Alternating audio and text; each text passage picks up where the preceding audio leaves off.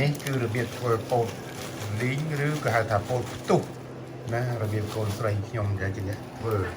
the way we make popcorn in America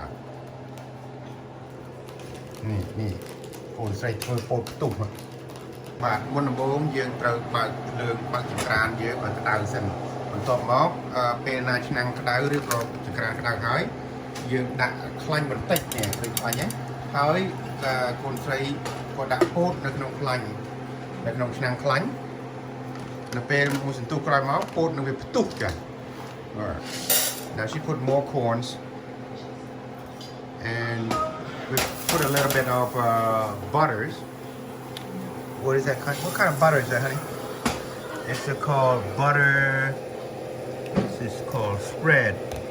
Butter spread. But I love it. Chop down two by phone. Okay, start popping now. Two no no more con dê ai pa snap thì mà ai bro snap thì mà con anh chỉ sang lên mà anh chỉ khmai anh chạy tạc khmai That's okay, son. Come on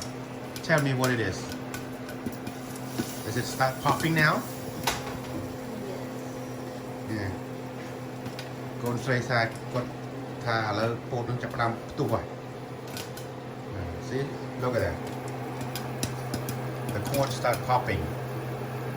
ពោតនឹងចាប់ផ្ដើមផ្ទុះបន្ទាប់ពីវាក្តៅហ្មងណាបាទ